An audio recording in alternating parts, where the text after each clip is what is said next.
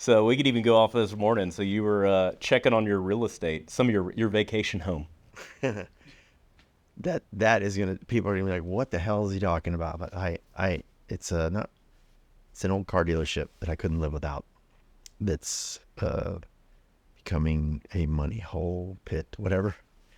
Yeah, it's an old car dealership that I've I really like old buildings, and especially a car dealership building. So What year is that one? That car dealership from? 39, 1939, and it's very Art Deco, very the type of architecture is called streamline modern, Streamline Modern. which is French for slick and modern, I guess. Oh, oh. It's a Well, specific style, but and you've had the ups and downs with that thing. oh You've told yes, me the story. He had a boat go through the front window. boat and trailer. After fixing all the broken front windows, when I bought it, I don't think there was one window, and the whole thing is like a big glass bowl because it was the showroom. And it's all round, and we fixed every window in that building. I shouldn't say we, because I paid somebody to fix them. I don't do things like that. And then about a month or so ago, I got a call from the Greenville Police Department saying that a boat and trailer went through the front of it. Which isn't much fun for me. Actually, your dad got the phone Oh, call. here we go. So, everybody out there that's listening hasn't. If you know me, you know my dad is a little bit grumpy. We call him Grumpy Pants. He worked for the phone company his whole life, which I think that made him grumpy. I'm not really sure, Probably but make anybody grumpy. yeah, he retired a long time ago and came and kind of runs errands for me. And somehow the one Saturday night, this might be a good story. You're gonna edit this a little bit, right? Probably not. I'm Oh, gonna you're go just going straight straight with it. through? Just let's hear it. Jesus Christ. This is good. You've told Hi, me the everybody. story. My name's Jeff Milburn. I'm about to tell you a dumbass story about my dad and my building in Greenville that is my prized possession of buildings. Um, so Saturday night, I'm working away in my shop that I live in and everything in Dallas, in downtown Dallas, and my dad calls me, and I'm just about to order a pizza. It's probably 8:30, 9 o'clock. About to, one last throw the ball for the dog. It's time to go to bed. It's glorious. My dad calls me. God damn it. I got to tell you what's happening. These people just keep calling with these scam calls and spam and everything. I'm like, well, what's going on, Dad? Oh, somebody called here, his place, his landline, want to know if I have your contact information. They asked for Jeff Milburn's contact information. I was like, oh, well, I guess I can see how that's happening. His number is listed or something. I'm like, well, I'm sorry about that, Dad. Yeah, they said they were the Greenville Police Department. I was like, the Greenville Police Department, which is where my dealership building is in. There's no running dealership. There's just a building there. Yeah. And I thought, well, that's strange. That's a very weird coincidence. I said, well, what did you tell them? I told them to go fuck themselves. Fuck you. Don't call here anymore. There's no Jeff here. I don't know no goddamn Jeff Milburn. And he hung the phone up. And I'm like, well, I wonder if there's a problem in my building. So I called my neighbor, Tracy, nice guy. And he wasn't around. He was traveling, and he said, well, I'll be back, in an hour or two, but I know somebody at the Greenville Police. I'll call them and just see if there's something wrong, if they're looking for you. Because Greenville is, for all you people out there, is a very small town outside of Dallas. Nice, quaint place on a square. And 2 minutes later, I get a phone call from the police department. Hello, are you Jeff Milburn that owns the car dealership building downtown? And yes, I am. Well, there's been an incident, and the officer on site would like you to come out there. And I'm thinking, oh shit, somebody broke in, but there's nothing inside of it. It's just, so they gave the officer my number. He called me, said, well, we seem to have a boat has gone through the front of your building. A fucking boat, and I guess a guy's had a trailer and a hitch. His hitch came loose, and the boat and the trailer went through and took out all the windows in the front. I'm exaggerating. Not all of them. Not all $68,000 worth of windows. Oh. Just most of them. God. So by this time it's getting to be, that's a motorcycle. Mhm. We're in a motorcycle shop, everybody. Yeah. a Harley Davidson dealership, Yeah. American motorcycle dealership. So I said, they said, well, you need to come out here. And okay. And I thought, oh shit, I'm in my building and I'm not going to ride a motorcycle out there this time of night. I thought I better go get one of the box trucks that we take to set. So I get on a motorcycle and, ride over to the building. We keep the box trucks in. I get the box truck out. I told the policeman it's going to be an hour and a half before I get there. I get on I-30 going east, and over the bridge, somebody must have crashed. So 3 hours later, I show up in Greenville, and they have... So like midnight. Yeah, it was around midnight, and there's no boat left in the building. It's just crickets, but all the windows are gone. What was amazing was all that glass that broke. It was like, I don't think I'm exaggerating, 2 inches of glass filled the whole showroom. It just shattered and went everywhere. And my neighbor Tracy, I think I can say he makes cabinets. I said that once and he seemed to get offended. He makes furniture or cabinets. He makes things like that. He's a woodworking guy, really nice guy. Always looks after things for me. And every time he's ever called, well, no, he called me, some disaster has happened. But he came over and he just come back from out of town. He had his flip-flops on and we're shoveling glass, and what a disaster. That's the thing. You have these things and you have to take care of them. And now you can just walk off the sidewalk into my building because the glass is from ground level to the ceiling. It's 9.5 feet, I think. All gone. Are you sure you're going to leave that whole dumbass Yeah, because story? that's hilarious, that whole thing. So it kind of leads in, though, because, you have real estate. Like, buying this real estate, you started probably when you were younger. You've had your buildings for a while. Yes, the very first is, you want to talk about my buildings? Yeah, because it was, but I'm like looking at it, was it originally just, cool, I want to own these buildings because they're badass, or, oh, this will be an investment someday? It's none of that. None of the above. When I was, as far back as I can remember, who knows, 10 years old, I don't know, I saw things, guys working in, because back then, because I'm old, there was shops and gas stations and dealerships, and you'd see these things, you ride with your parents in the car and you stop and there's guys working. And I thought I'm going to work on cars. I just knew I was going to work on cars, motorcycles, trucks, whatever. And I knew then that I had to have my own space. I don't know why. I think because my mom and dad were divorced, and I lived with my mom and then my mom and my stepdad, and I always wanted my own space. It was very important to me. It's actually on that hierarchy of importance and under integrity. It's probably one of the most important things to me is to have this space.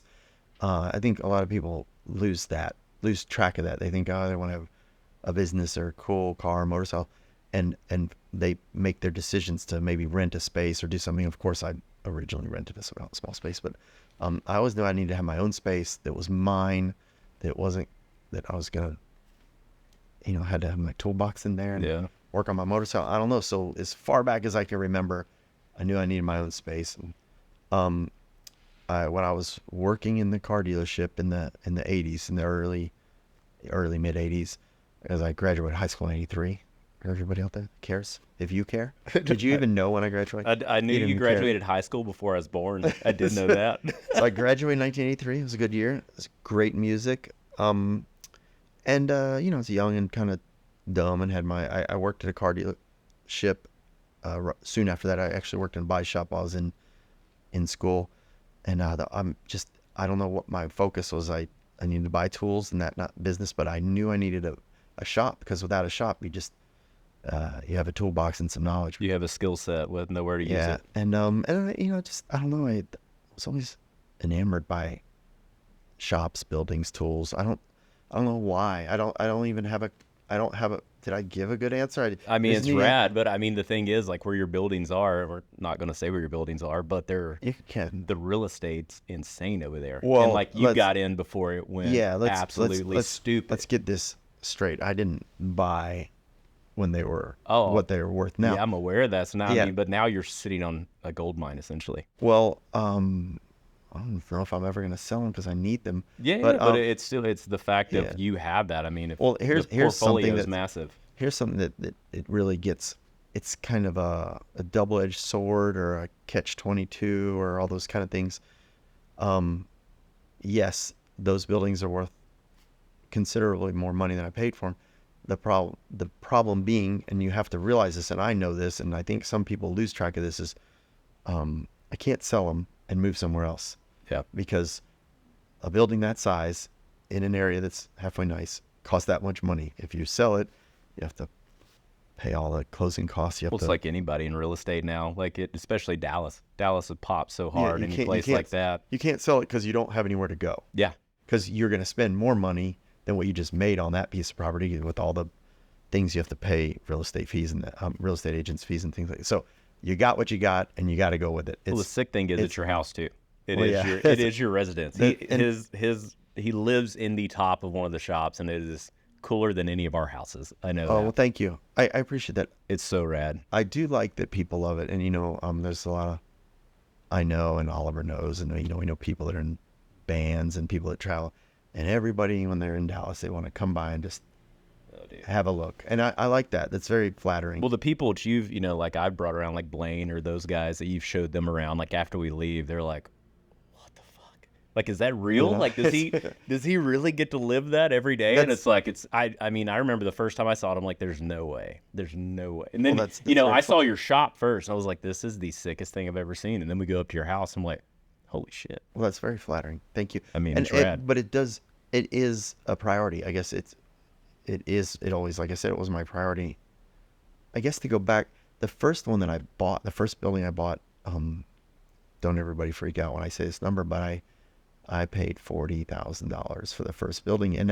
But that was it was an 800 square foot, metal building that was built, I think, during World War II, probably to a small warehouse. So rad. And it was on two little, pieces of plots in Dallas, and it was it was in Oak Cliff when Oak Cliff was not safe. I mean, I had to carry a weapon in and out, it was pretty rough, but, and when it rained, it filled up with 4 inches of water, but I did rectify that in the middle of it. And I wanted the walls, the building, and the place to park my other toolbox, and I always had that goal. I mean, I had that goal to own the building, and, I don't want to go into it, but when I worked in the dealership, and I joined the Marine Corps as a mechanic, and then that didn't last because I was, an injury, and I don't want to talk about all that because it didn't really matter. But when I left, I remember I was like, the number one goal is to make this period of time that I would still be in the Marine Corps if I wasn't discharged medically, that I'm going to make this count. And I knew that what was most important was that I had to own a building. When I enlisted, when I shipped and all that, I had a little single car garage thing that was a little longer than that I was renting from a guy, and he had fought in the Korean War. And I remember he's like, okay, you're shipping off the boot camp. Your rent is now going to be $100 a month. He said, so I paid him the 3 months of boot camp rent. And I thought, well, that's going to be easy. I can afford this $100. And that's where I put my toolbox in my truck, and my still have that hot rod truck, and my 2 motorcycles. And I left, and I went off. And then when I came back, and I knew I have to step up my game. I have to own a property. Do I look okay? Am I looking like an idiot here? You look telling this great. dumbass story. No, I love it. So I wanted to make it count, and I came back, and I looked and I found a couple of guys that had invested in some property, in little commercial properties, and I bought that place. It didn't have any place to live. It didn't toilet. Okay, we spent a little bit of time. It was so small and so quaint, but I always, it was mine. So I was very that meant something. proud of it. Hell yeah. That's the place that I met Oliver. Yeah. Because he came to that place. I was one of the personally, but there's a lot of good things happen. And then I realized, because I went off and worked on race teams shortly thereafter, and I could afford the mortgage of that. And then I had an apartment. I realized, wait, the mortgage of this and the apartment, I should buy a bigger building I could just live in. Oh yeah. Which I never ever knew that I was never going to, like, have kids, or I probably thought maybe I might get married, but I just like, this is where I'm going to live. I don't need a house and all that. I'm going to live in this place. And it was definitely variations to get to where I'm at Right, now. But right. where I'm at now is I like it. So was the original goal like to do, just be a mechanic? Was that what you wanted to do? You wanted to work on cars and do cool shit with cars When like forever? when I was 10. No, like just coming up, like even after the Marine Corps, is that kind of the plan? Like, hey, we're going to build cars and motorcycles. Is that what you wanted to do? Oh, by the way, there was no we. It was just me. Yeah, you. Yeah, Yeah, yeah, yeah. yeah. I think. Let me see if I can. I don't want to. Because what, Because I worked at the dealership. Yeah, yeah, And yeah. and I had when I was in high school, I had a race car. It was an off-road race car. It was a buggy, Yeah. Volkswagen engine buggy. Was not very successful with that, monetarily or skill. What the hell is Are going you on? catching that? So, wait, what was the question? The original The goal? original, like, were you planning on just working on cars? That's When what are you you wanted to talking do. about? Because I mean, if you go Like back to coming up when you were at the dealership, then you went to the Marine Corps. When you came back, you're like, okay, I'm going to build cars or work on cars or do this. What was the plan when you came back from the Marine Corps? the main plan was to make it count. But I can tell you this: I never don't remember any time in my life that I ever thought I was going to do anything other than work on a car, motorcycle, or a race car.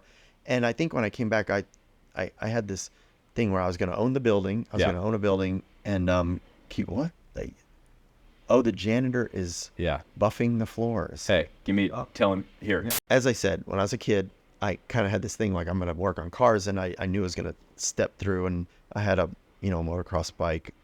Actually, I had a Duro bike when I first started, but whatever, dirt bike, whatever you want to call it.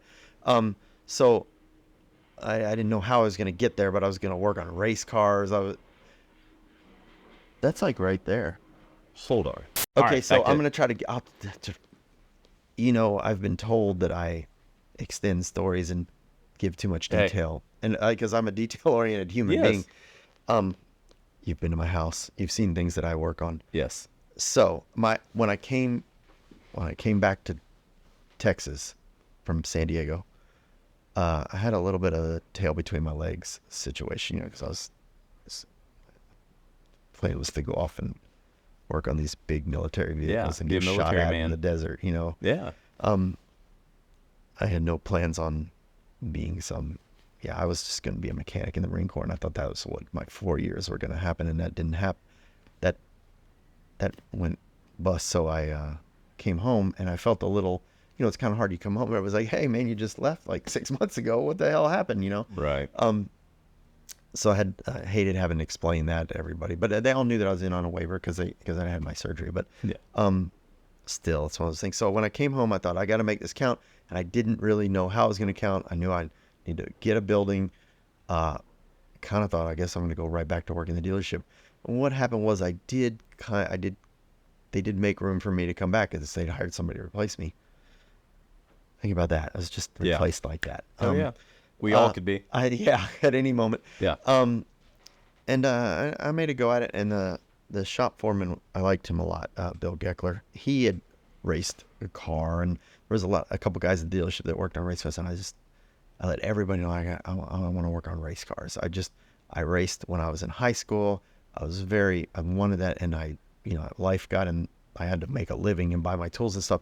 I'm like, I got to get back in racing, professional racing, and I just worked at that, and that was all I really cared about other than the building. I knew Yeah. I had to have a building to park my shit in, and I bought the building, the little teeny building, for $40,000. Right. My mortgage was $362, something like that. That'd be nice, wouldn't it? It was Still have that. no.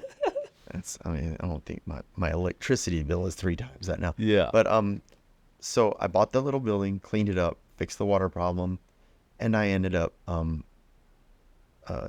talking my way onto a pretty big Top Fuel team. And I always knew I had that building. If I didn't know if racing was going to go on forever, because I'm a crew member on somebody Yeah. else's team. That's a up and So, down roller you coaster. don't know what's going to happen, and You don't know if that team's going to be a team next yeah, year. and Like, that what happened. kind of budget is going That's on? happened once, because at that level, there's Well, so much money. It's not like Saturday night. It was like the night Hopefully you before- can edit that. It's not like guys racing on Saturday night where they're like, oh well, hey, it's not. It's like, Well, it's like us I mean- talking about that Troy Lee team. Troy Lee has all the money. Like, that guy's got all the money. Then he went back private this year from a publicly traded company, and then they folded the team. And, I've heard Yeah, there's bike stuff involved. But that team's one of the top dogs. You look Yeah, at it, it's like they're you crushing. can It's go. like, oh, we're done. Yeah, you can go from hero to zero so fast in racing. But So after the Top Fuel side, then you jumped into NASCAR. Or was that right after? no, there was so much in between there. Oh So my much. God, are you gonna ask all? No, Okay, I I don't mean, know. I don't. This is gonna be. We're talking about business though. Oh, what you've done business- with it. Yeah. So on the business-wise. business side of it. So yeah, you did the Top Fuel thing. Okay, well here's it. I remember you did say you wanted to talk about business. Yeah, I like the business So side. how you get there? I've been asked a few times like how you get there, and it is literally there's no. It just was this and that. That's not how it is yet. You might talk yourself into a break to somebody let you see if you can do something or not, and you might get it. But it's like this grind. You wake up and you grind and grind and grind. So I worked on the fuel team, and then I moved with the crew chief to another one kind of thing, and I ended up on that funny car team for a little while, and things move around so much. And at some point, while I was mostly a clutch guy in the field team, I was an interim crew chief for a little while. I mean, that's what I was an interim crew chief.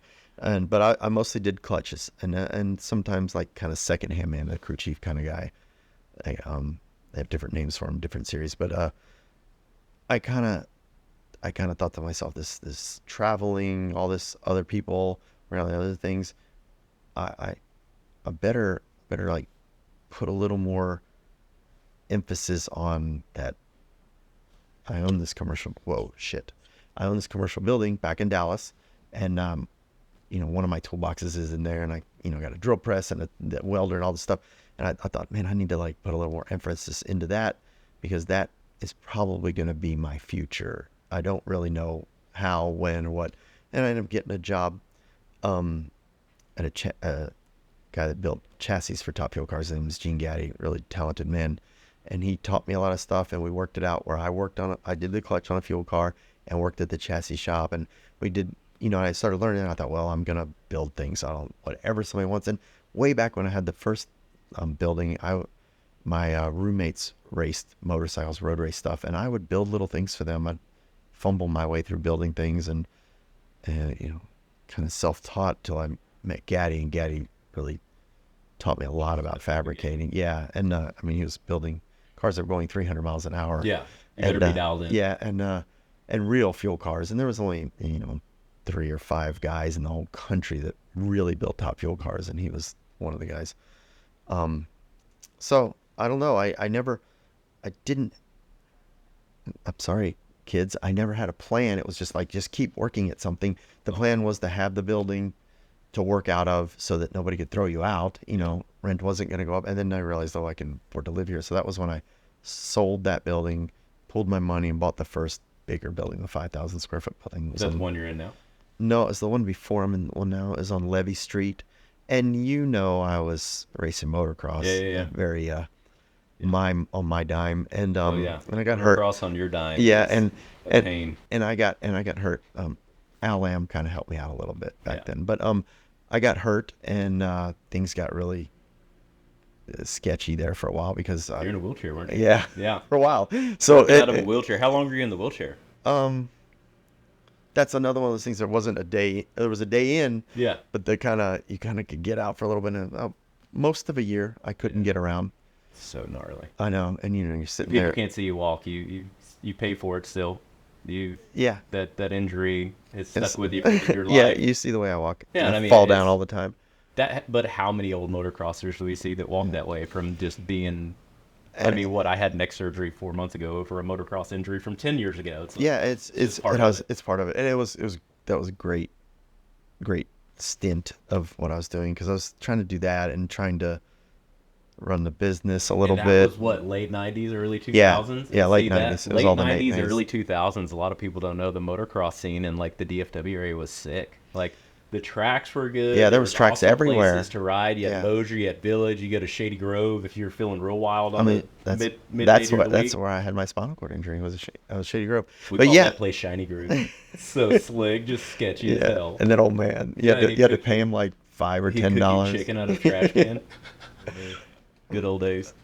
Yeah. So enough of that, because I wasn't that good at that anyway. Hey, so you know what though is. But yeah, I just plucked along. Back then I'd rebuild people's forks for them or valve them. Yeah. Hell, I had no idea what the fuck. I mean, I knew how to do it. I just was Yeah. plucking along and did a lot of welding because I would do a lot of build body panels for some race teams and stuff. I was really just feeling I'd do anything that I knew how to do. And luckily I'd worked in a body shop. I could paint. I'm not the greatest painter in the world, but I can paint and clean it up. And I was just doing anything, that I think a little bit of a key to success is being willing to be uncomfortable. A lot of people I think they're going to dive right into being the cool guy, painting the cool stuff, doing the cool thing. Back then there wasn't all this fabricate, people come fabricating this. And my business was forever called automotive fabrication. But, spend 3 days making something that you can only charge somebody $400 for or something at best. That's what the materials, but you just keep plowing through it. People nowadays will say, there's the job they pay 6 hours for, and the guy knocks it out in an hour, and they're like, "Well, you did it in an hour." It's like, yeah, dude, but that took 20 years. Yeah, It took 20 years to be able to do it. Yeah, there's a I'm lot charging you for the knowledge. Well, that's how flat rate works. Anybody out there that knows how mechanics are paid, it's a flat rate. There's a book that says it should take 10 hours to take a transmission out and overhaul it. If you can do it in 8, you made an extra couple hours. You want your technician running at like 105% at all times, 110%. Well, the last year or so of me working in the dealership, I was probably turning in 70 or 80 hours a week of work. I got to work around, oh man, I mean, maybe this is my perception. I got to work around 6:30 and left around 5:30, take half an hour for lunch. So I was getting a lot done. And the other mechanics were, turning in a lot of hours too. And then I left the dealership. This is the part that I left there to go to my shop that I had. The first one was a rental, and then I bought that one when I came back from the Corps. Yeah. And I would go there and work until midnight. Yeah. And then leave that place and go to my apartment that I had. A little at the time I had a girlfriend, and we would eat peanut butter and jelly sandwiches. That's what we afforded. Right. And people don't get that though. Oh yeah, a lot of people don't get that struggle. That was many years. These kids come work for me. I want to come work for you. Like 6 months later, hey man, I need to be doing this. Hey, you've been here 6 months, man. Yeah. But that's I can't emphasize enough. You just have to keep going. You just have to believe that you're gonna get there. I don't know. One thing that impresses me about you too, you've been successful, done extremely well, and you're still pretty frugal.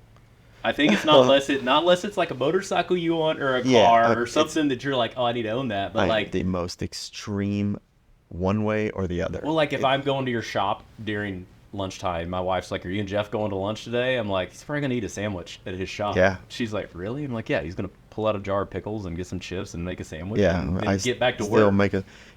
Unless there was a period of time, Oliver would come, we go to lunch, and the shit was getting. But now it's so expensive. Things are expensive for kids. Yeah. But I would ate a frozen pizza last night. I don't need to. I don't go out. I don't go on vacation. So I'm gonna say one funny one too that you said yesterday. We What? were talking about buying a DVD. You're like, "Oh, I'm on the cover of that DVD." I'm like, "Who buys a DVD? Just stream it." And you're like, "Well, I don't even know how to stream." I'm like, "Wait, what?" Yeah, I forget sometimes that you like barely have a TV. Yeah, I am not. I like the motorcycle running in the background. That's cool about your podcast. I am not going to pay for television. Yeah. It's not happening. Yeah. When I used to go talk to those kids in the shop classes, I'd say, "Do you have any idea how much money you can save if you're not watching TV? Right. You don't pay for it. What a waste of money. I mean, how much do you pay for TV? And then you have to buy the goddamn TV. Kids though too, you get away with the kids. I got the kids that want to watch the movie at night or the show. I probably pay $250 a month in streaming services. Yeah, you're almost paying as much as my first mortgage. I got rid of Disney. I did get rid of Disney. Good job. I won't say why. It's probably been discussed and everybody gets it, but we got rid of the Disney. One thing too, like I want to go back. So, did we talk about what you do for a living besides the auto stuff? I guess we kind of. Oh, that can go into a whole. Because you're a movie star. I'm not a movie star. I'm You're the guy in the I'm background. a of the stunt movie driver. star. He I'm a is. stunt driver, motorcycle rider, and You're a stunt guy. that's you're supposed to, when you're in Did you- California, you have to say I'm in stunts. But I hate saying that because I don't fall down. There's stunt guys that fall down and jump out of windows Fight and people. yeah, and they do fight, and I don't do that. I'm no You're a good at that. precision driver. Yeah, well but I don't want to I don't want people to think that I do what those guys that really take a beating do. But I mean, drive like, cars you and ride literally- motorcycles. I think 10-year-old you would think you're fucking cool. Like 10-year-old you would be like, wait, Well, I get to do that for a living? 10-year-old me would be like, people get paid to do that? Yeah, You right. know, my Do you remember your first stunt gig? Like the first time you got Yeah. paid to ride a motorcycle or drive a car? Yeah, because it was more of a it was a very local thing, and it was more of a I didn't even know what was going on. It was a show. Back then they were videoing this show. Yeah. With a video recorder. It was like, Big cameras. yeah. Yeah. And it was sort of like Hold on. like with everything else, it's not like, whoa, it didn't like I got hired and I went and worked on the Fall Guy or something, or Yeah. the Walker show. But I did go work on the Walker show. I got hired. My first thing, other than somebody calling me and saying, can we rent one of your motorcycles to have a girl sit on it for a photo shoot? I got called for a thing, and I was told, I think the art director called me of this thing. It's something between a music video and a fashion shoot, a fashion show Yeah. thing. Motorcycles. So you perk up. That every time. yeah. Well, and the thing, it was a motorcycle thing, and what it was is, are you gonna be able to get this if I talk over the motorcycle thing? I love the fact you're gonna have to edit half the shit that I'm saying out. So they called me. They said, hey, can you ride your motorcycle into this nightclub? They used to have these things, kids. They were called nightclubs. Yeah. Before cell phones. I think it was called Club A, for anybody that's from Dallas. In Dallas, yeah. And if I'd been there once or something. It wasn't. They said, you can ride your motorcycle. They pitched me. I was going to ride my motorcycle into this nightclub with a girl in the back. The crowd was going to part, sort of thing. Right. She was going to get off, dance around the motorcycle, and then I was going to part. The crowd was going to part, and I was going to ride out. Some shit like that. I'm like, oh yeah, I can do that. I think they first called me and asked. It's somebody I kind of knew, friend of a friend. It had something to do with Ralph Williams, if I remember right. If anybody knows him, he owned Rancho Loco, Rockabilly guy. They probably were providing the clothes. I don't know what the fuck was going on. And so I agreed to do this. They say we're gonna have a rehearsal day on a Sunday night and then shoot on a Sunday night, or whatever they're gonna do. Fashion show on Sunday night, because I guess it wasn't open on Sunday nights. I think that was the story, so I could do it. Yeah. I went down to do the rehearsal, fire marshal situation, talking, they dancing. We rehearsed it with no motorcycle, and I thought, this is going. I said, yeah, we're gonna. And like I say, I get older. I don't know if I'm saying. I think they said they were gonna pay me like $75, or maybe $100, maybe $170. Fuck, I don't know.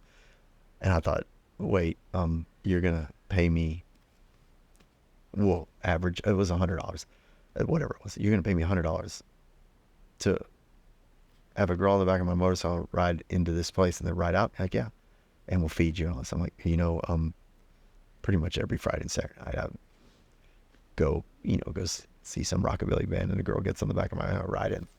That's the goal. Yeah, You know what I mean? Now Like, you're getting paid to do yeah, and now you're gonna pay me to do this. I thought And she's probably hot. She's a model, so she's probably pretty hot. I have a feeling, I could be wrong. I think she was a stripper for a living. I think that's what she did. Well, there you go. I just had this feeling. I didn't spend any Did time. they touch you? Did you smell it? Did you get glitter? No, on I your back? don't. I think that was before. I'd never been in a strip. Had I been in a strip club? I don't know. I don't go to strip clubs. But the way she danced, I was You got that informed that vibe. that's how strippers danced. I don't know. So is that somebody calling in? Yeah. So back to the girl. So we did the thing on a Sunday night. I remember they had me wear a leather jacket that was gold with fringe on it. That was my wardrobe. I rode in. This girl gets off the back of the bike. She dances around the bike. The crowd of extras, whatever it was, parted. I wrote out. I think that was my first professional gig as a stunt. So it took you like 20 seconds and made $100. I mean, it was about 2 minutes or something. I don't know. But it's the gauntlet of the rehearsal day, the 12 hours I felt like I was there. Right. I got home at like 5 a.m. and then had to go to work the next day. But I did think to myself, that's pretty cool. And at that point, I wasn't racing anything. Yeah. My off-road racing career had tanked. Yeah. Long before that, and I wasn't back on a motocross bike at that point. So, and then like what could have been a year later or 2 months later, the same people that put that show on asked me, "Could you do something sort of like that with a couple of your friends? And we're gonna film it, shoot it, show it in Club Clearview or something." And I did another one of those, and then I think I did a couple photo shoots, and I got onto racing and doing stuff, and I was too busy to do anything else. And then things very slowly happened where somebody called me about a music video, like a rap video or something, and asked me if I could drive a car down the street. Somewhere along the line, somebody called me to do something on the Walker Show. Holy crap. So that was the first big gig. It was the Walker Show. So when the bigger. I think I'd done some car commercials before that. I don't remember. I was right at the end of the Walker Show thing by that time I was trying to race all different things. I had shit going on, Right. Racing was way more important to me than doing those film gigs. It's crazy to think like racing and stuff. I think back on it a lot, and like it's funny, every like reference I give people in business has to do with racing almost, and I catch myself going back to it because it's like what I'm most familiar with, and the comfort in the chaos of racing. It's funny you say chaos of racing. To me, racing was, it's controlled chaos. The first turn, you're going, but is that though, to try to describe that to people that have never raced before? If I try to describe what it feels like sitting on the starting line, gate drop, 40 dudes barreling into the first turn, and it's just reckless abandon, and the controlled chaos kicks in. Yeah, I guess you're like, no, you don't. Yeah, I think that's the way to say it. But what's funny is the film business is complete fucking chaos because nobody knows what the fuck they're doing. It's just they're shooting it like shotgun effect at the wall. As much as they try to plan on things, it just goes to shit. And it always drove me crazy because when I went back to racing, whichever racing I was doing, because I almost broke this. All this stuff that, when you get to a higher level, everybody knows what they're doing. Everybody that's talking to each other is on every team, the team's talking, everybody's being very forthcoming, very transparent, if that's the word. Everything in the film world, people are just pointing at each other, saying, this guy did that, I don't know, I'll do this, but I don't. And it's so weird because you're like, man, everybody says they're going to do something, they don't do something. It's a really weird, there's satire of it all over the place, and now Hollywood is, and this is a bunch of people as some of my stunt driver friends say, is all this for make-believe. But racing to me is, when I think about it, I don't know if I controlled chaos. I don't know if I'm going to use that word. I can understand that. Yeah. But yeah, definitely that, there's some this calming feeling to me when I go and take my bike. And, like the motos before yours, your bike's leaning against the wall or the fence. Yeah. Wait, and you get up there and you're getting up there on the gate and I know what I mean is like, if I had to kill these guys next to me to get to that first turn, it just might have to happen. Yeah. Not that you want to kill anybody, but you're like, I don't do whatever it takes to get there whatever it takes, whatever it takes to get to that first turn, because that if you're not up in the front, shit is just legit controlled chaos. You heard about that 10th place spot of a group of 40 guys? That's a real. I love fear. And you have to have that certain amount of fear, I think, to be successful. Like, you can't just be like, I'm not scared. There isn't a single person that's ever raced anything at a high level that didn't have some sort of fear. And, it's right before that gate drops when you're sitting there and it's like, your adrenaline's starting to spike, the heart rate's going up, you're watching that gate, you're watching the pin on the gate. You're not even watching the gate, you're watching that pin, because when that pin flinches, I'm gone. And as soon as the gate dropped, I love that piece right there when the Yeah, gate drops and you cross it and it's you're wide open. There's a form of peace that is like, it's funny because I thought the piece was kind of like the before, I but thought the there's piece was right after it dropped. That's because when I you're felt just it. like there, and I had a girlfriend and she'd hold my umbrella for me, and all that Spoiled. I had an ugly old dad that did it for me. shit. Your dad's He's normally God, yelling at me, or not yelling, griping like, "Boy, you better get that first turn first, man." well, I know because I've heard other, like AJ4 big racers, Yeah, way above yeah, my level of anything, say things like, there's a point where you get scared or something. I My dad always accused me of this, like, you're really not afraid of anything. And my buddy Moses Smith, who's raced most all car stuff, he and I talked about it. He and I agreed that if there's a fear, it's more of a fear of doing something jackass, just yeah, like just being a jackass on the racetrack. Or as I don't think I was ever afraid of anything. yeah. I don't know. I say that, but then there's that time when you're like, whoa, you get that feeling like, Ripped out, you're oh, like, I'm "Oh, not this sure is if this bad." is gonna, I'm not gonna, and you're like, whoa, I got it, but Yeah. because there is that little like, ah, When you cross rut, yeah, you're I in just, and you're I like, just, "Oh!" you know what I mean? Like The pucker yeah, comes back. You're like, "I'm good." yeah, and it's that little thing, and I think that is, I always thought that was what AJ Foyt's talking about. There's always, you're racing and you're gonna get AJ Foyt, that dude gets swappy at 200 miles an hour. Then pulls it back in. You're like, "Oh God." yeah. I think I'm just using his reference because he said it, but and then I knew guys that raced that didn't get very far, that were completely scared at all times. Whether I I don't I was maybe there's something wrong with my brain, but I never was. I never had. I never really I would get up there and it's like, oh, I'm just gonna do this, and I think it becomes this like thing, kind of like when you're a kid, you jump a little jump, Yeah. and you're like, ooh, that was kind of cool, and then jump the next. By the time you're 16, Oh, yeah. this is nothing. That's an everyday thing. So that's how you push yourself. I guess there's all.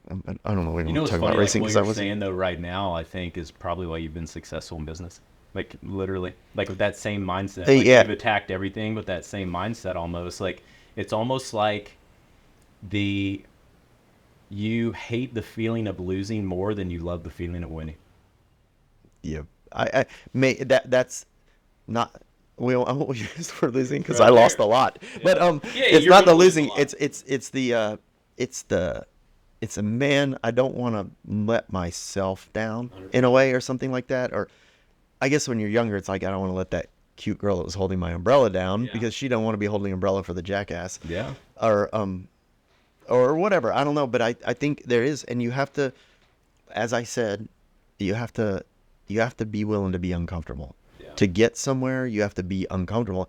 And most people, and it's funny, the older I get, the more I see people, because they'll say, I want your job. I want to be a stunt driver. Yeah.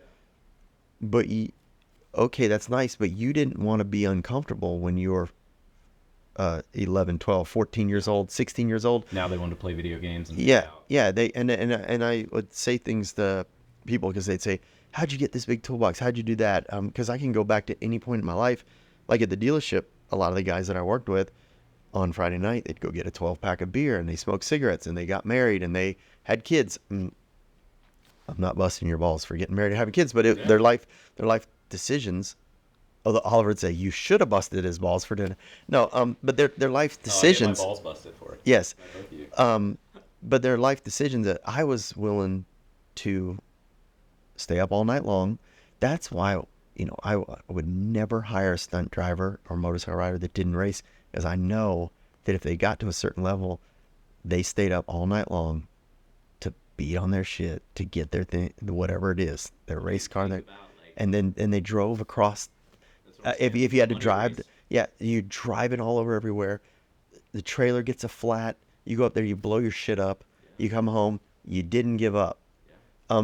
Those are the people that I like to have around me working for me. Well, you're willing to they're willing to sacrifice whatever to make sure it's done right. In a way, I guess. In a way, I don't know what it is. I have a kindred. I mean, But it's- those nights that Oh Dude, my the God. best days of my life. I mean, now I'm an adult and have good days, but I think back as a kid quite a bit, and my mom and dad divorced when I was 15 and split, and my dad got remarried soon after. I didn't talk to my mom for a while. It was a real harsh divorce. And it was me and my buddies in a van, and it's like, we're going racing. Yeah. And we were punk ass kids that were decent at riding dirt bikes, and we'd race a race Friday night in Austin, Yeah, and then the you next just night there's a travel. race in Guthrie, and it's like, fuck, let's just drive all night, dude. It's midnight, we'll blast. Yeah, We'll when go you're to young, Guthrie, you go can do make that money. shit. And we would do it. Oh, there's a day race the next day back in Fort Worth. Let's do it. And you'd hit 3 races in 48 Yeah, and then all hours. during the week you're with them at the track. You just, I mean, If you're willing to put in Yeah. that much work, though, I mean, it's yeah, because and crazy. that's the whole thing. That's the thing. I spent a lot of time at during the week at Shady Grove because it was testing. I could ride there. I could fill my bike up. Yeah. I shit you not. Leave my shop because that building backed up to the levee. Yeah. I could ride the levee down. I only had to cross one bridge on a paved road, and I could be at Shady Grove. So, And I mean, 3 days a week. I think I was at Shady Grove 3 days a week. but now look, that's also riding that much has Yeah. helped your business. Oh, In the yeah, end, it- you it- look it- at what it, I you know, do. because I mean, you've ridden motorcycles in a lot of movies, A lot. and I mean And that's massive. And that's the deal. That is it. Time. And when people say how, because so many people might be listening to this. They think that there's some answer. They think that there's some magic thing that happened one day for me to get to here, wherever the fuck I am, to be the stunt coordinator of that movie. I mean, it wasn't one magic thing. There will be somebody that falls into something mad, Yeah. but there isn't some. The formula is don't stop. Like, you just cannot give up. And wherever that came in me, that was Good days or bad days, keep moving forward. what did Winston Churchill, what I got made fun of for saying this. What did Winston Churchill say? His quote is, "If you're going through hell, keep going." Yeah. And that's that's it. And that's what you and you have to think about your priorities. Yeah. And I'd like to believe that my number one priority is integrity. And you screw that up somehow in your life every once in a while. You do something you think, but my number two priority was always, back to what we started talking about, was the shop, the tools, all that business. I had to have all that. I said the word business, but not But it's in the almost like business. coming back to your base. It's almost like Yeah, I you've have got to that have that. comfort there. Yeah, that was the priority. Yeah. If I didn't have a place to take my motocross bike back to take it apart, if I didn't have the tools to do the job, I don't remember if it was for again, I wonder if I make shit up. Oliver and I talked about this on his podcast. Do we remember things differently? But the Rev, Yeah. Reverend Horton Heat, for all you people out there, is a cool rock star guy that I worked on a lot of his cars, and he and I have been friends for a long time. I don't know if it's 35 years or something like that. I built the transmission in his van when he was still, before he had a record, I don't think. Right. And he said, I'll never forget that. But he and I together got interviewed or asked some questions, or maybe he and I were just talking. I don't remember, but I know he and I were dealing with something. And I think somebody asked me and asked him, what's the one piece of advice to give somebody that's starting out, that wants to, do what you're doing, Jeff, or what the Rev's doing? And I think he had said he had been asked that question before, and he always said, buy a reliable van. And, he said that people are like, what the fuck, you're a rock star, aren't you going to tell me the guitar to have, or, the way to play the guitar or the amp? He said, no, you need a van. If you don't have the van, you can't get to the show. If you can't get to the show, nobody cares about your music. He's like, the reliable van, because if you're not reliable, they're not going to ask you back. And if you don't get out there, you're not going to sell your records, your CDs, whatever it is at the time. And either I was asked this and I was like, oh, I got to have a cool answer, like, Right. Right. I don't know what the hell my answer's gonna be or something. And You're sitting there like a deer in headlights, like, oh, that was good. My That was man, deep. shit, man, he's got the cool. I don't remember it because I think he had rehearsed that, so he had it really good. And again, I don't remember what the context of this is. And I said, because they're like, how do you become a stunt driver? and I said, invest in really good tools. And because I thought about it, because I thought, what makes me different in ways than other stunt drivers? Yeah. And there's some guys. I mean, there's a couple of really good drivers. Yeah.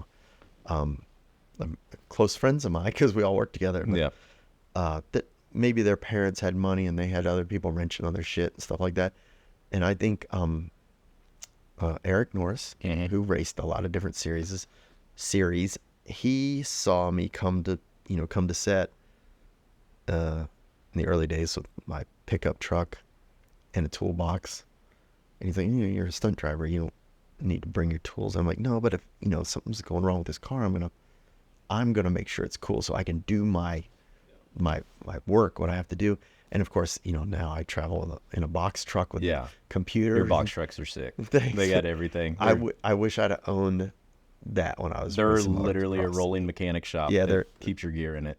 And and that's another thing is like kind of like making your situation better. Never get comfortable. Yeah. As it is, because I wasn't comfortable with the first pickup, with the tools in the back and that.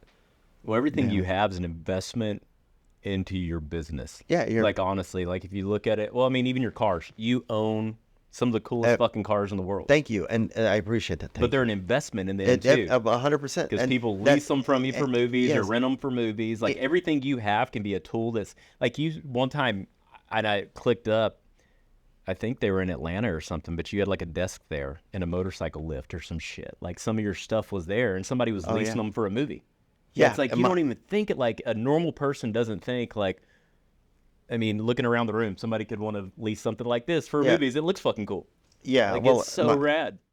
Wow, I had a thought. As you were saying earlier that I'm like frugal as hell. Yeah. It's because I think, as I was saying, you have this priority, top priority. I'll always say it's got to be your integrity. For me, I don't know what about other people. Some people, it's like their wife or their kids or God or whatever it is. And I think in a book, it's called your godlike figure up there, and then everything goes down. Mine was always next was the shop and the tools and all that business.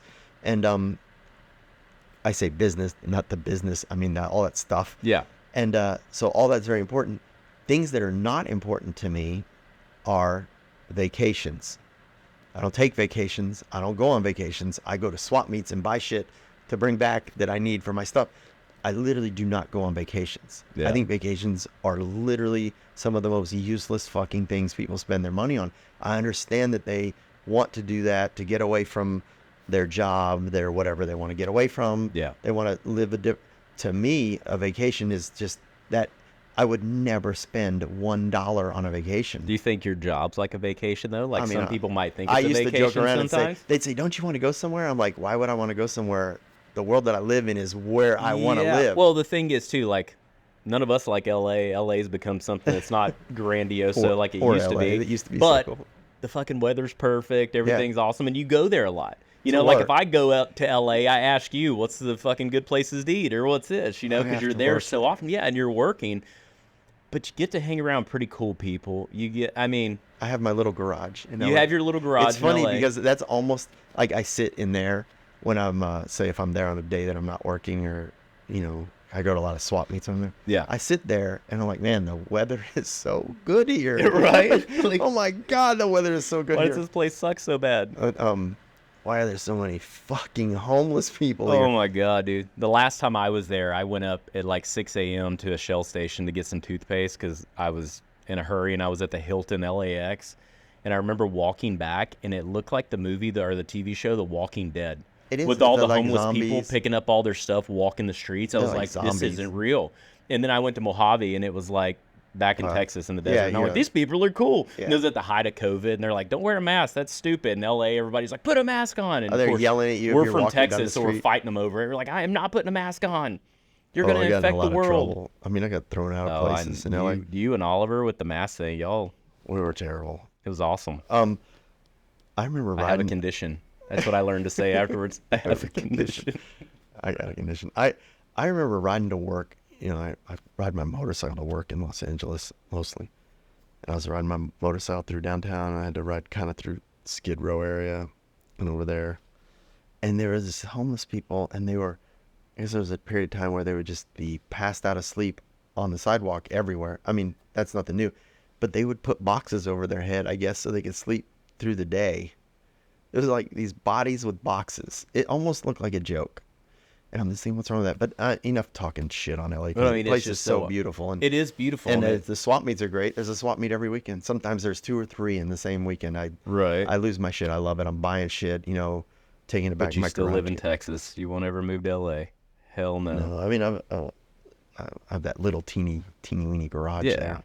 What the hell were we talking about before you started bashing on LA? I was trying to make this great point about how to be successful. Well, I mean, yeah, I'm looking at a movie poster behind you right now with Tom Hardy, Austin Butler, Jodie Comer. I mean, if anybody I'm hasn't, that guy on that motorcycle right there. There you are. Did Jodie Comer actually ride on the back with you several times? Or is that a stunt woman? I'm trying to remember. I think she did. Seems sweet. She is a sweetheart. I think that is her stunt double in that, because it's just crazy though. You like 8 of those motorcycles in that are mine. Yeah, and that's the other thing. So we're talking about, you being able to lease stuff. You got paid as a coordinator, you got paid as a stuntman, and you got paid them to use all your bike. All your friends got paid too, which was cool. My friends banked on that. All your friends, because you brought all of your buddies in, Oliver being one, and a couple of the other guys, Steed and all of them that have bike Quigley, that had bikes in it. Steed sold that knucklehead. Did he sell it by saying it was in the movie? No, he sold it way before the movie came out. He was listening to me preach about buildings and stuff, and he bought that commercial building, and he's cool. like, I'm going to sell the knucklehead. I'm like, why are you going to sell the knucklehead? It's in a movie, and it's prominent. It's the one doing the burnout. Yeah. And he sold it, and the guy didn't even know there was a movie. It was way before the movie came out. Well, the thing is, people don't realize either about that movie. That movie wouldn't have been, because you and I have talked about it, and that would be an extra 2 hours of this conversation about how wild it was. And we're not going to bash anyone. We're not. There's a lot of people wanting to use modern bikes and make them look old, and you were like, absolutely fucking not. We're going to do it right if we do it. Not everybody's and you got in a lot of trouble. I got in a lot of trouble for not having masks on. You got in a lot of trouble for inviting your friends. I didn't invite them. They just showed. Yeah, but it's cool. I did invite them. But it's so cool, though. I mean, you look at it now, and it's like, we can't show pictures. I can't show pictures. I mean, we got to build some cool bikes. Pictures? No. The cool bikes we got to build, Toby got a cool bike. Austin got a Toby, if you're listening, you bike. Still owe me money for that motorcycle. I'm gonna send him this. We're gonna send him this podcast and talk shit. I love Toby to death, and Austin has a cool bike. We won't. Toby's bike is sitting in my garage in Los Angeles. Yeah, that bike. I mean, it's a street bob, but it's just made to look cool. Stripped down. It's super cool, and then Austin's bike's killer. And I actually had a conversation with corporate the other day, the new lady, and I'm like, you have no idea how much of a nightmare that became. Yeah, it had to happen so fast to try to have it ready for I told her, I was like, we did it in 6 days probably. Yeah. I said, and literally, I'm at Milburn's shop picking up wet paint because it hasn't fully dried. I think I'd already left. You did. You were headed to LA, and I had to run by and grab it. What's funny is I didn't plan on putting metal flake in all the black. I was just going to do the scallops of metal flake. But I had little teeny little fisheye, and which normally I would have fixed. Yeah. I'm like, fuck it, I'm just gonna put metal flake on the whole thing and just fuck it, hide it. But there's me not being a very good painter. What's funny is I was very happy that Toby got that bike. Because Toby really wanted that bike. Dude, he was. I sent him some of that stuff and messaged. He actually seemed extremely normal, which I thought was cool. He's just like a kid having fun, living his life as a super. I mean, and he's on the up and up. Like, he's got some big shit coming out. Like, he's in movies, Tommy Lee Jones and stuff like that coming through. So he's completely nuts. Like, he's Australian though. Yeah, every Australian I've ever known or New Zealander is a psychopath. I had a guy from New Zealand He worked on my race team. He came here to work on the race team.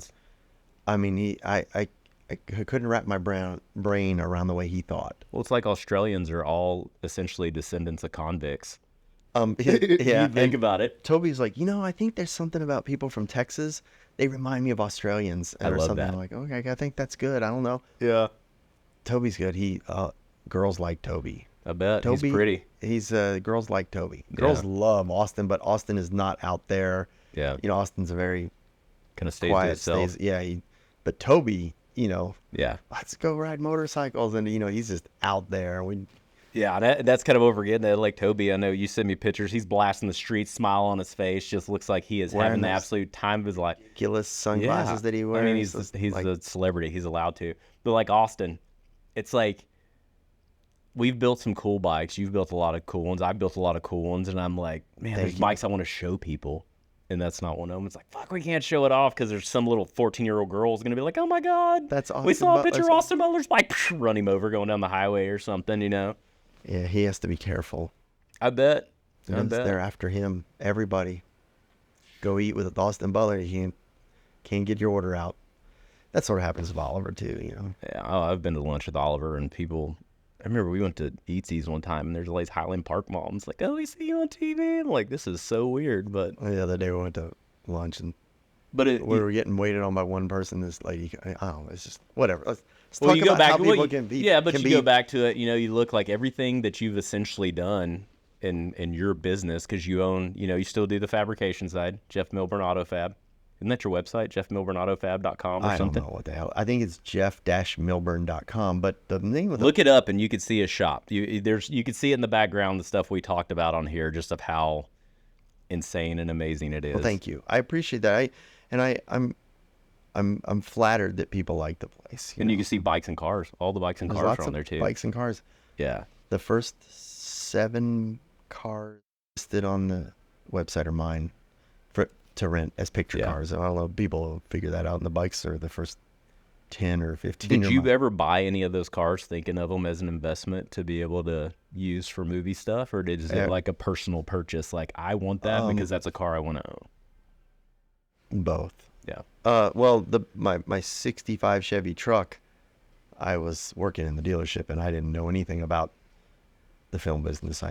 But it was one of the first, it was the first vehicle I owned that got, or was the motorcycle? I don't remember. One of my 2 motorcycles or my Chevy truck were the first ones that were used in photo shoots. Yeah.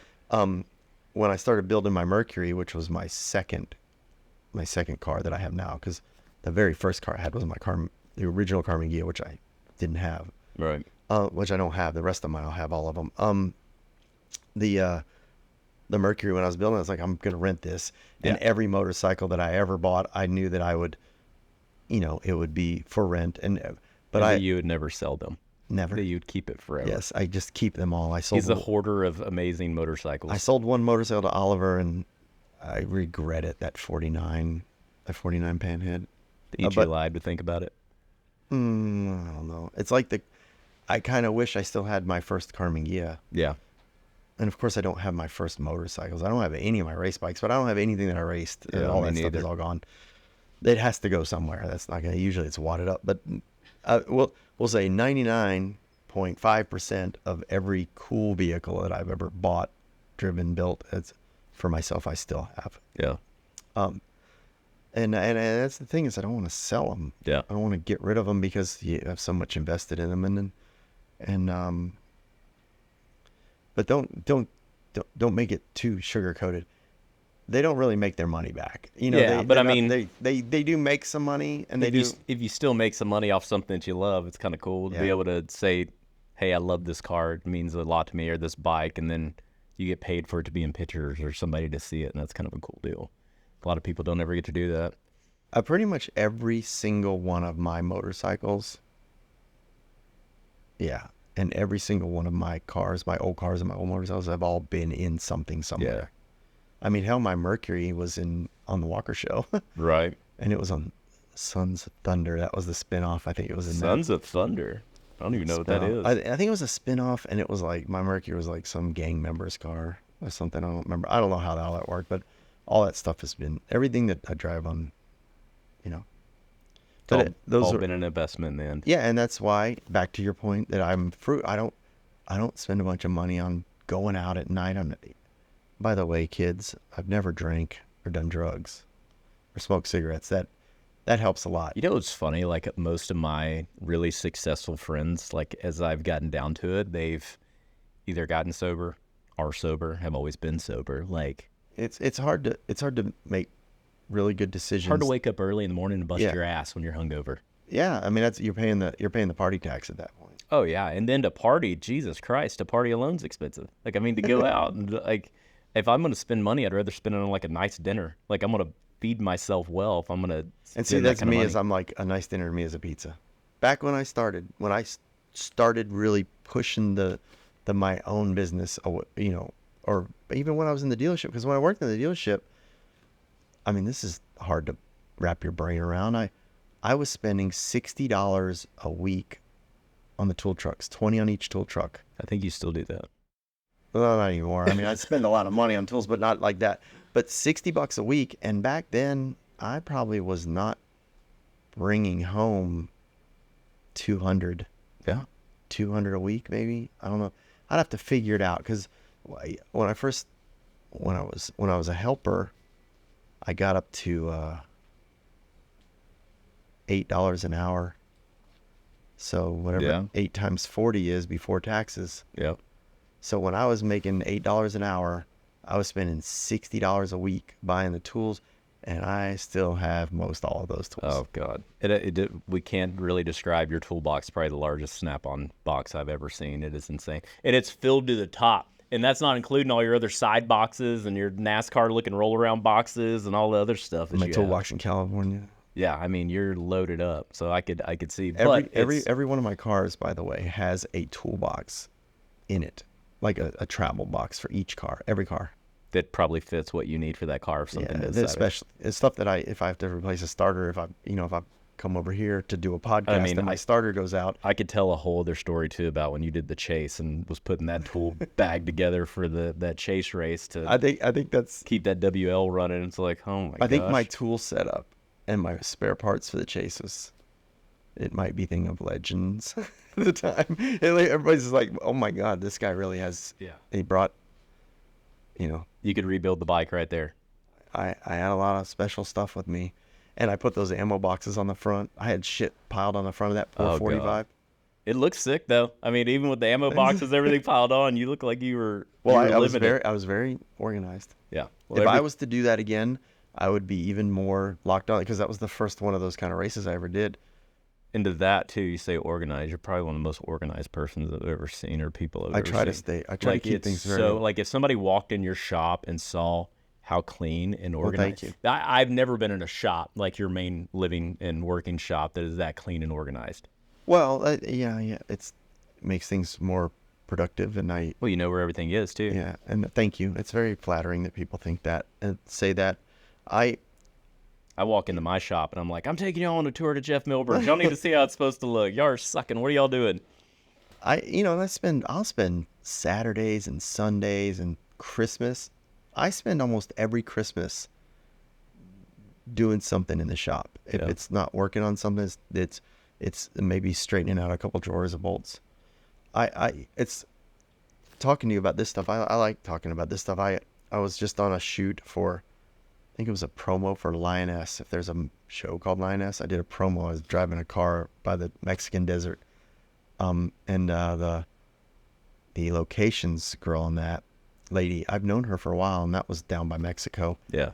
I've known her, and she actually used to live in Dallas, and then she lived in New York, and she's been in the business. And we were having lunch, and she said, Jeff Milburn, to this day, I remember something that you said when somebody asked me or asked you in my company or something about working on the weekends or working whatever, because she would be talking about in the 90s, like when I was racing and stuff. And I must have said something that I had heard, I paraphrased it, somebody else that was very successful said that every minute that I'm not working is a minute that the competition can get ahead of me, So, I think Warren Johnson, if anybody knows who that is, I think wise word. Yeah, I think and I remember hearing that back in the early 90s, thinking, that's right. Because he evidently was Christmas Eve working in his shop, and he let the guys go home, and somebody's like, what's up? You're working in the shop. Every minute that I'm not in this shop working is a minute the competition get ahead of me. When you're racing, you have to think that way, especially when you're racing like I was with my own dime and helping, very little help. And then, in NASCARs, I'd stay up till 2 and 3 in the morning and then get up again. Well, NASCAR's a game of milliseconds. Yeah. If you think of that. And so every I tried to have my cat, something I thought of, and I always thought I thought my estimation is 75% of what happens on the racetrack is dictated by shit that happened in the shop. You know what I mean? Like, yeah, there's some decisions to make, but 75% of what's going on that racetrack was all kind of, I don't know, ordained at the shop. Yeah. The way each team took care of their car, or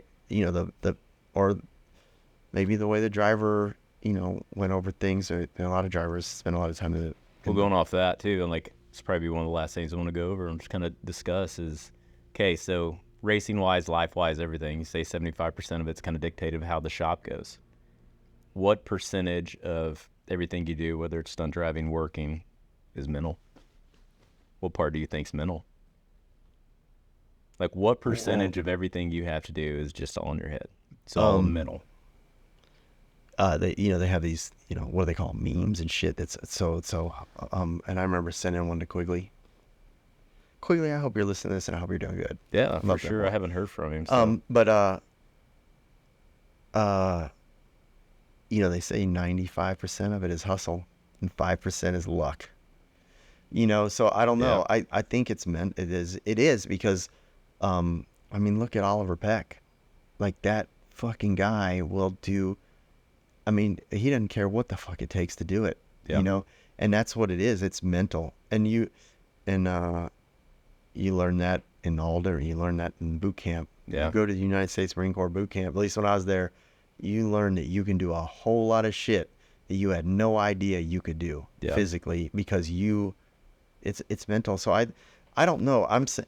That's my perception, that 75% of what's going on any racetrack, whether it's a drag strip or, Formula One, it's 75% of the outcome of that race was from what happened before those cars ever left, or motorcycles ever left the I think building. It's definitely on the crew chief side too, for sure. Well, yeah, 100%. Oh, and I was a crew chief in NASCAR. I made because on the racer side, you're relying on that crew chief and that team, that's what I'm saying. Everything. So you just got to be dialed and just hold her to the floor and hope it works. And in that way, I might be inadvertently taking away from driver's skill, which I hope I'm not. And I think there's some drivers that are fucking great drivers. And there's guys that drove and now are stunt drivers that are just, they're great. And they're great because they spent so much time driving. And maybe I'm taking away from driver skill, but I don't know. The driver is driving a car, riding a motorcycle that was prepped in a shop by other humans, and his skill level is going to have to step it up, there's I don't want to go into it because, there's arguments of who's the best drivers and who's that. But some guys drive through the bullshit that happened in the shop, but he's having to drive through the bullshit. It's not even bullshit, but just the way the car's set up, or what's happening, or the preparation, and then things that, blowing up motors, all that is part of it. So I think life and being successful is mental. It is your brain. I think me walking now it was a lot of physical therapy, whatnot, but it was mental, because I was not going to not walk. And then I'm not going to live in this fucking chair. Yeah. And there's things that happen to you where you can't do, like, I would like to dance. I can't really dance because I can't really move, Right. Who wouldn't want to go dancing with a cute girl or something? Yeah. But my leg doesn't work right now. Mentally, I probably could build more of my muscle back up if I sacrificed a little bit of the work in the shop and spent more time, because I go swim in the mornings when I can. So I'm swimming to keep my body going, which that's another mental thing. That you gotta. So I don't know. It's 95% of it is meant. 95% of your success is going to be mental, and it also, there's some people. Some people view success by kidding themselves or other people. Let's say, I think social media is a little bit like that.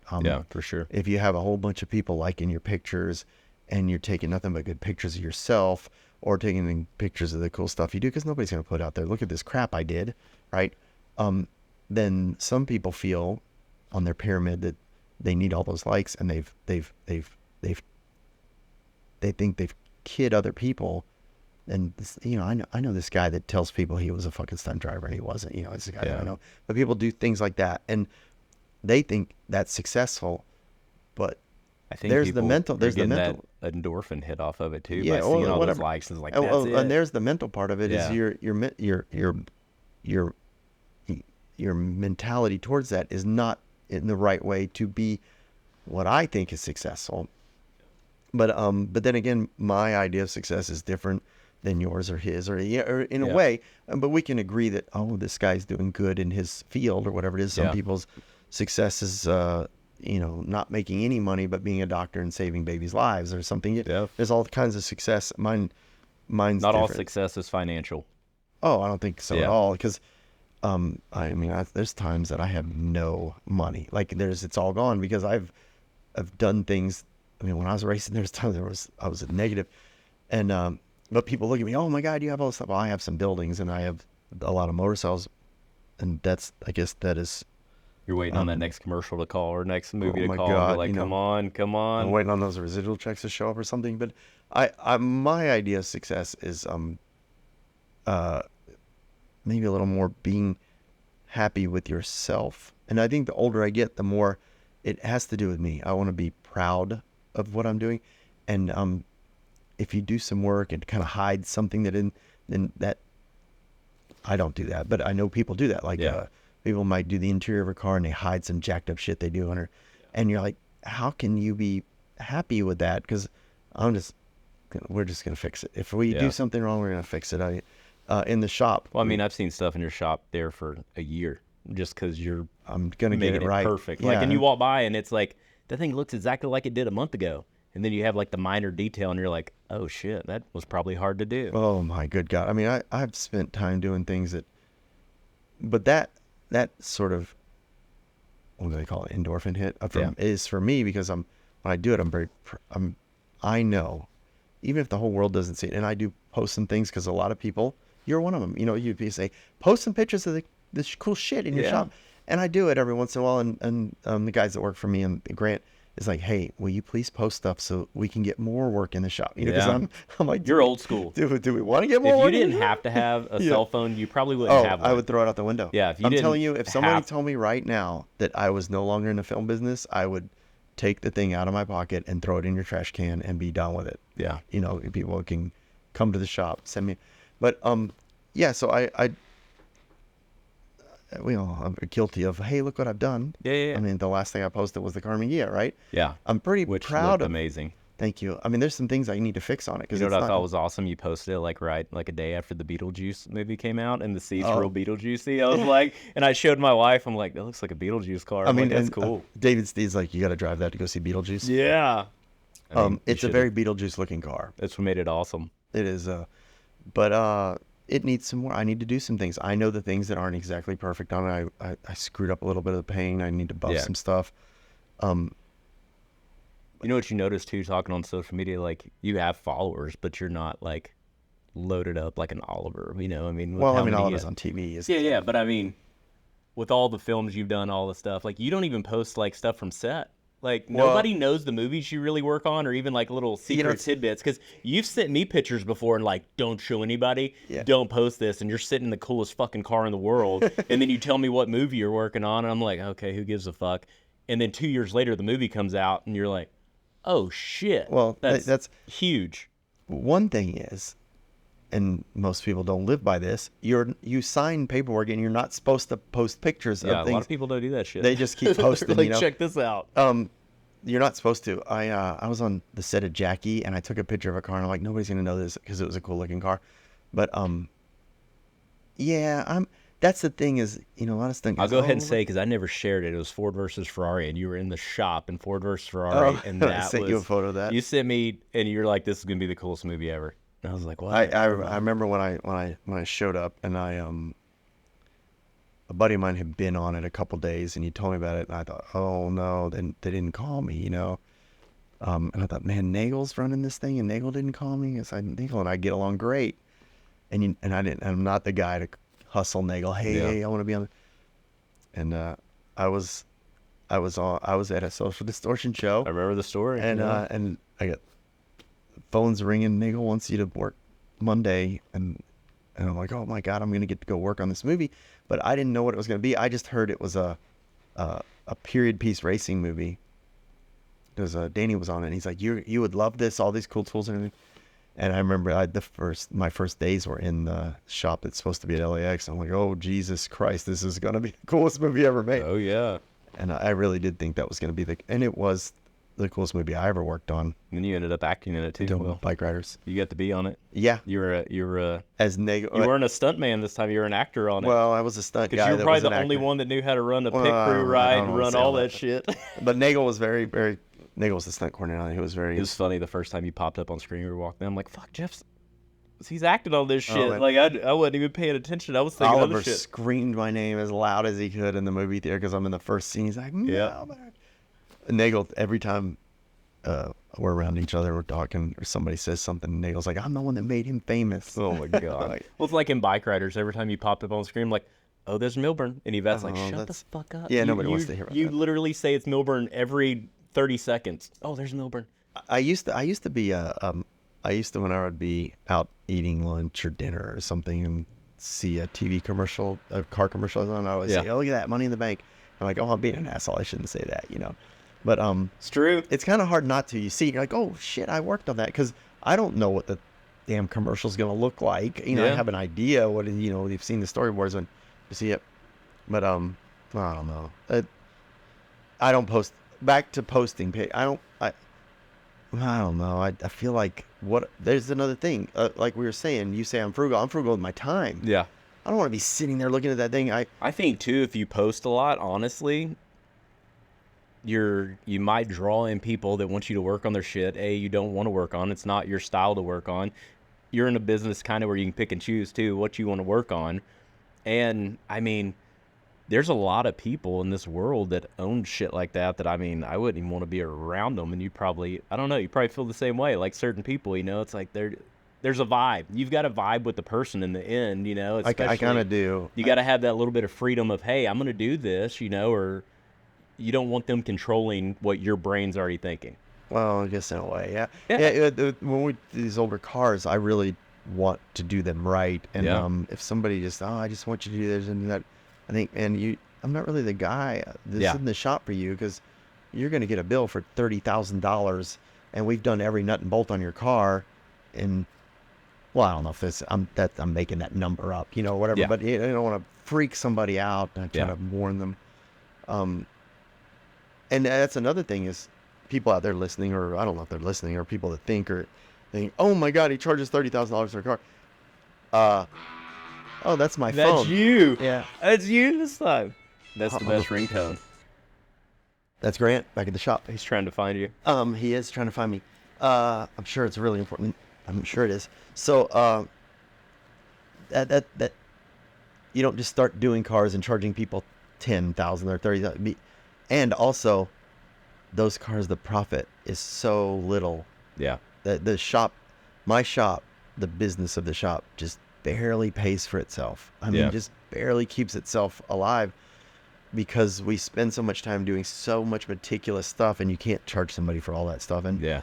and You posted a car the other day that y'all were working on the front end. Y'all were inside the front doing, I don't remember what it was, like Grant posted that. Yeah, Grant posted it. But I was at your shop a month ago and he was working on it. And then he posted it was finally wrapped, and it's just because it had to be done right. And that shit takes so much that time. orange Galaxy is. Yeah. Oh my God! Because the people that worked on it before us did the opposite. They hurried up and they just almost So you're ruined just that fixing car. other people's problems. I spend a lot of time fixing other people's problems, but that's okay, because I like to keep these things out of the junkyard. If I Yeah. can. Did we talk about maybe somebody out there is listening to this and they're like, oh, I put my nose to the grindstone. You talked That's about. what we're hoping. I mean, Yeah, that's exactly what you want them to listen to. Like, you got to know this shit doesn't come for free. Hard work. Yeah, hard work in years. There's no magic. It's not overnight. There's no magic in it. People don't.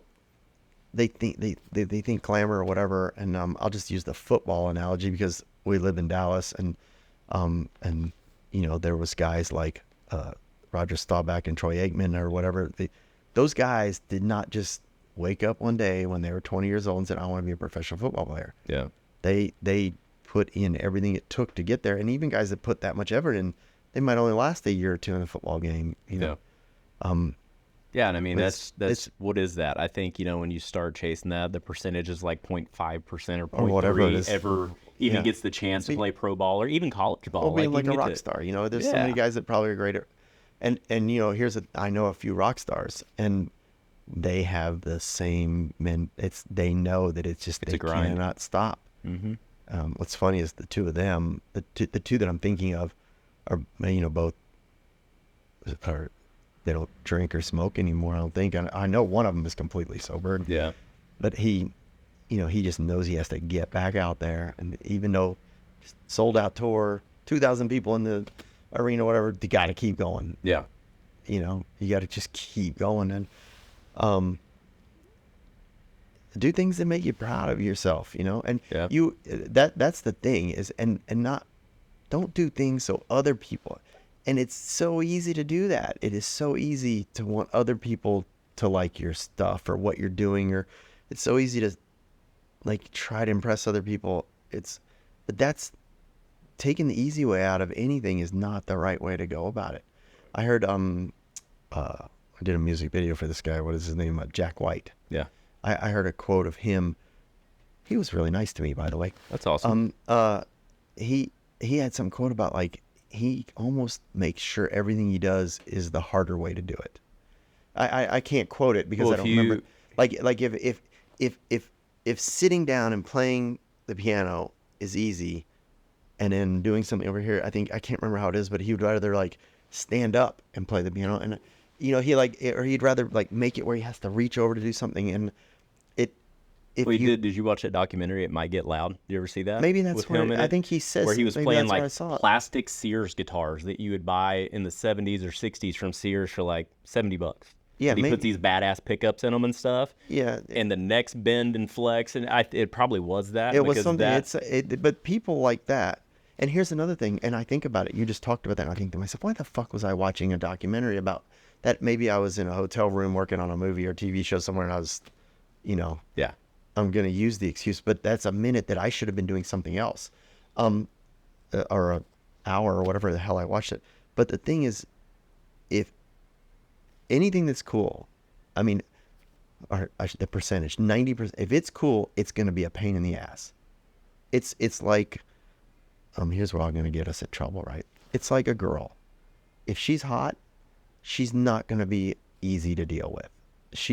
Because, you know, maybe she works out all the time. I mean, so maybe you're like, hey, let's go to the racetrack. She's like, no, I've got to go to the gym because she's working out. Everything that is cool, most of the percentage of it is not fun. Right. You know, like it's not, well, it is kind of fun for me to work on these cars, but like it takes it's a grind. Everything is a grind. The more you're grinding, usually the cooler you're dealing with. It's easy to just go out and buy something made in China. You want a tool? There's the shittiest place in the world you can go buy tools out of, and give them that they advertise everywhere. The magazines advertise. They send you the little stuff in the mail still. They don't send me that shit because they know, but they send people. Yeah, I get them. And you can go buy the Chinesest crap you want, but that's not good stuff. Yeah. Anything that's good is going to be a pain in the ass to deal with. You want a building, I could have a metal building. There's metal buildings everywhere, but I wanted a brick building and an old car dealer. That is going to be a pain in the ass. This morning I woke up at 4:45, maybe right at 5, got up, fed the dog, walked the dog. As an example, my dog is cool as shit and she is a pain in the ass, right? I got in my box truck and I drove to Greenville to deal with some shit with that building because it's an old building that has, you know, and then I swung by here and I'm going to go back to the shop and deal with stuff until 9 o'clock tonight. It's not easy. Those motorcycles are not easy. They're not easy to deal with. And you've been doing this for 40 years? I'm 58 years old now. And and having a toolbox that's organized is not easy. Having a shop that is organized is not. Having the antique-y stuff that I have around my house, that shit is not easy. I have to get up in the morning and go to swap meets. And, the Long Beach swap meet starts at 6 in the morning, I think. I have to leave, where I'm at to get to Long Beach at 5 if I want to grab something. I mean, it's not easy to go to the swap meet and find the cool stuff. Right. You can sit on eBay, I guess, and try to buy some cool stuff or whatever. But if you want, it's not easy. Those motorcycles are not easy. That motorcycle is in that poster that Austin Butler's sitting on is not a walk in the park. No. It's not going to be easy. But you feel, you're like, when I ride that motorcycle, I feel good because it's running, keeping all these fucking personal motorcycles and cars of mine running is such a, it's a Full-time grind. job. It is.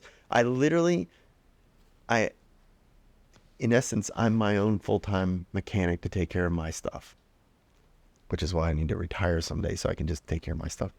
And now I'm going to start on another car soon enough. I love it. A Barracuda. So there, just that, I don't know. Did we make a point? Did we? Yeah. I mean, is somebody going to listen to this? Hard work. That's what do it you is. think over there? Okay. Hard Did I work. look fat? That's the most important thing. Well, thank you for coming on. Well, thanks for having me. I appreciate it. I know you get to talk about movies and all that a whole lot on other podcasts. So I wanted to dive into the business side of Jeff Milburn. Well, when you said something about it, I thought that's cool because maybe that's helped some kids out or something. 100%. And try to go talk to those schools. We need to go to the trade school here in Garland. Those kids that I deal with, they need to meet you. I'll go anytime. Motorcycle trade school. They can rad. come by the shop, or I always my doors are open to. We need to do a field school trip. and kids.